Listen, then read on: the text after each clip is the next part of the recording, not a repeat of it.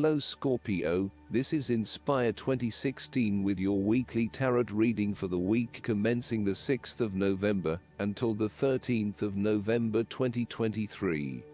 The first card for you is representing: how do you feel about yourself? Your card is the 10 of Wands. There would be the completion of a cycle after a period of struggle. You are finally reaping your rewards after investing a lot of hard work and effort. You have fulfilled a creative venture, realized a dream or accomplished a major goal, and now must deal with the consequences of that fulfillment. However, even with the achievement of your goal, there comes with it great responsibilities and commitments.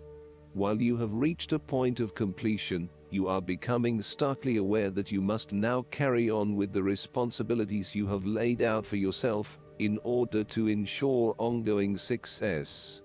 The trouble is, however, that these responsibilities may become too much to bear, and you are struggling to let go. It is a bit like the business owner who creates a flourishing business, but who is unprepared to delegate some of his or her responsibilities to the staff, and ends up working 70 to 80 hours a week. The inspiration and creativity that was associated with the initial goal or vision rapidly disappears, and everything becomes hard work all too quickly. Thus, it is incredibly important to let go of or delegate some of your responsibilities in order to free you up to still enjoy life. This is a reminder of how much we take on in our lives, and all the extra burdens and responsibilities we weigh ourselves down with. We take on so much, trying to do all the things that need to be done. Thus, this card asks you to stop and examine your current lifestyle or work. Assess which activities or tasks are really urgent or really important, particularly in relation to your broader goals. You may need to employ various time management or prioritization methods in order to determine where best to spend your time and which tasks you can drop. Your goal needs to be greater efficiency, whilst also freeing yourself up for rest and relaxation when you need it. This card can also mean that you are being oppressed by outside sources. You are overworked, overtired, and overstimulated. You have more on your plate than you can possibly handle, and you have taken on too much at this point in time. In an effort to get to the finish line, you have found yourself overwhelmed with the extra responsibility and activity. You need to stop working so hard. If you cannot stop, then conserve your energy and pace yourself. When you are overcommitted, everything becomes a strain.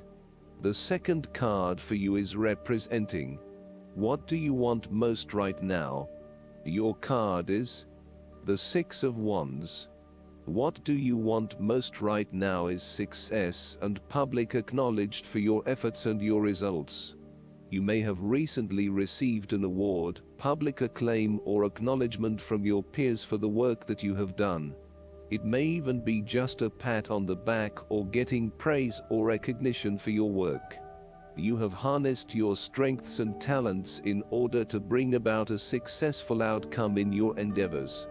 You have managed to get through the confusion of the 5 of Wands, minimizing your distractions, focusing on the task at hand. You have overcome the challenges along the way, and now you are focusing your energies on the one goal that will lead to your success. This is your time to shine and to come out on top. The 6 of Wands is such positive encouragement to believe in who you are and your accomplishments so far. Have faith in what you have personally achieved and how this will be received by others. Do not let fear or guilt stand in the way of your success. You ought to feel proud of what you have achieved and not afraid to hold your head up high and feel worthy of others' attention. The 6 of Wands focused on creating success and building your personal brand and reputation. You want to be successful at what you do, but at the same time, you want to ensure that others know about it and give you the recognition you deserve.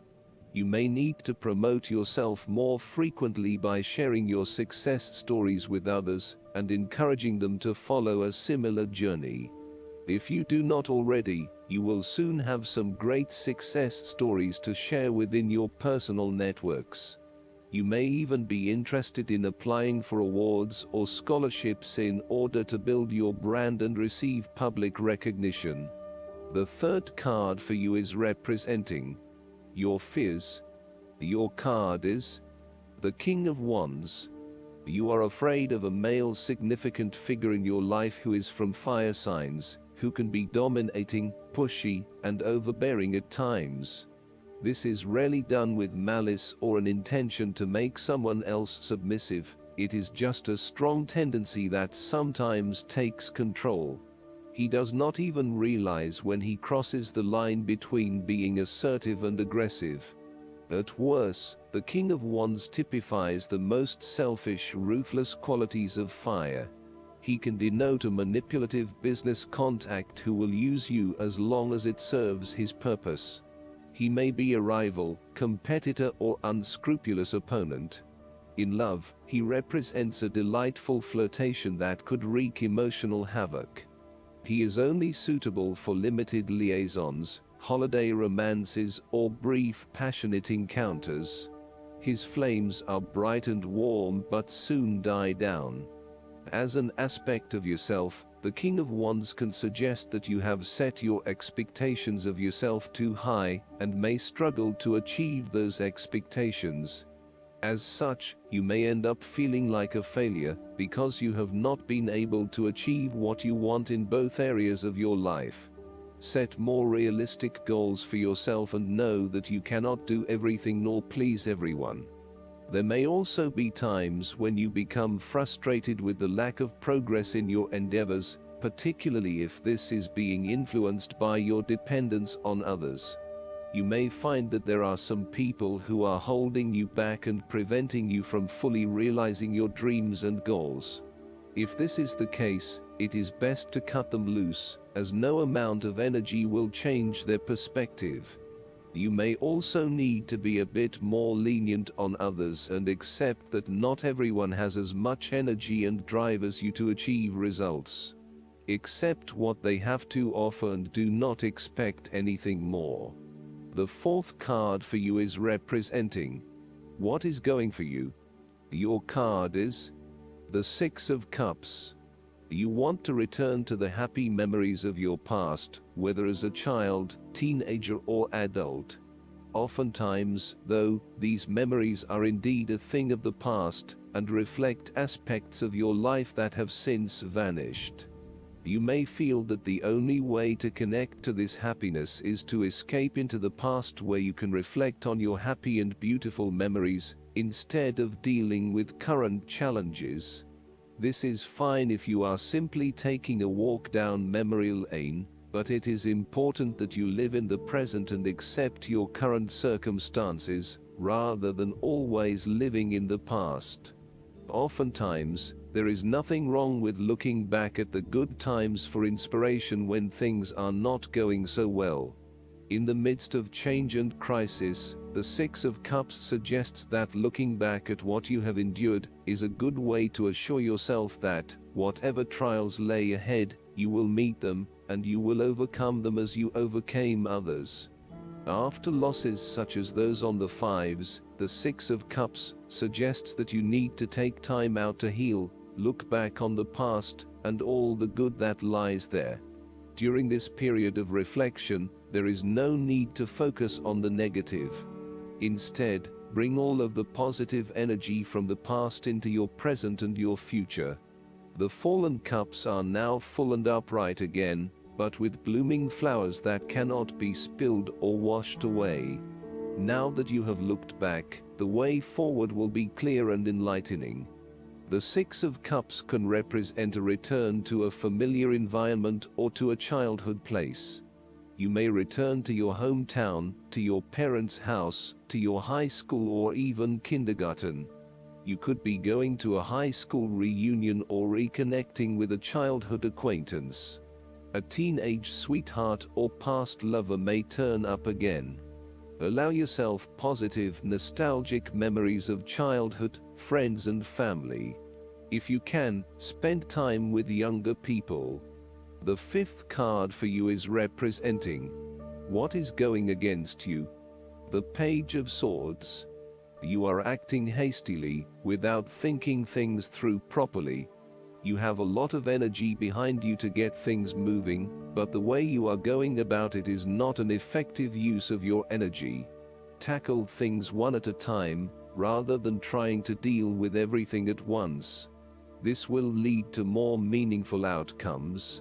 You might be all talk and no action. You have to be very careful of making promises that you know you cannot keep, or saying things that you may later regret. Before making a specific promise or commitment, ensure that you can and will deliver on it in order to maintain your integrity and reputation. Also, be wary of other people's commitments to you, and put in place measures to ensure that they will deliver on what they promise to deliver. You may be trying to impress yourself with big stories about your past and your achievements that are not true. You are also beginning to annoy others by your constant questioning and challenging of ideas. While you may simply be trying to understand a situation or a concept better, there are more constructive and non-threatening ways to go about it. Use sentences such as, "Help me understand." Be conscious of how you may be coming across to others when you are constantly asking, "Why?" and only challenge or question those ideas that are really important to you, rather than challenging everything that is presented. Finally, you may be anxious that you do not have sufficient experience or knowledge to present on a particular topic, or you may be afraid of being the center of attention. Know that people simply want to hear your point of view, even if it is different from others. The last card for you is representing the likely outcome that you may have. Your card is the Queen of Swords. You will meet a female significant figure who is most likely from the air sign, who is stern and composed, and without much feeling. If you are single, she might be someone that you're looking forward to be your partner. On the other hand, this card also represents the intellect's ability to judge and discern impartially, without the influence of emotion or sentimentality. She likes to know the how, what, why, where, when and who of everything to help her make sense of her environment and to better understand others.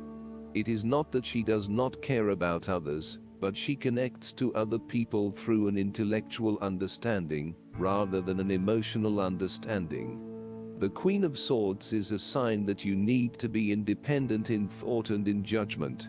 You must use your unbiased intelligence in order to make a judgment of a particular situation, drawing upon every piece of information and fact that you have gathered along the way. Empathy or compassion towards others may distract you from the task at hand, so it is important. The Queen of Swords also has an innate ability to tell it like it is. She is a quick thinker and highly perceptive, and as such, she can cut through the noise and confusion to get straight to the point. There is certainly no beating about the bush, or softening of her comments, opinions and thoughts. She is upfront and honest about her opinions, and expects the same from others. The best way to interact with the Queen of Swords, therefore, is to remain as impartial as possible, and to present your thoughts and opinions concisely and honestly. Last but not least, the guidance card for you is the Words of Abundance. The angels bring you this card as a teaching tool to increase your flow of abundance. Affirmations are phrases that you can repeat to yourself in order to achieve a desired outcome. In truth, everything you say is an affirmation of your reality. If you affirm that you're having money difficulties, that's what you will receive. The angels urge you to affirm only abundance. For example, you can post a note with the positive affirmation, "I am filled with abundance. Every aspect of my life is provided for." This helps brings your true abundant nature into reality and replaces doubt with security and faith. You start to believe that you are abundant through affirming the positive, and very soon your life is abundant. When we believe that we are abundant, it shifts our mindset toward more positivity, and the universe responds in kind. Throughout your day, listen to yourself. If you are using any negative affirmations out of habit, try finding a positive slant on what you are saying. Even if you feel silly, try it anyway. We have heard from people all over the world who have changed little other than this one small aspect of their lives, and have experienced much more positive and abundant outcomes.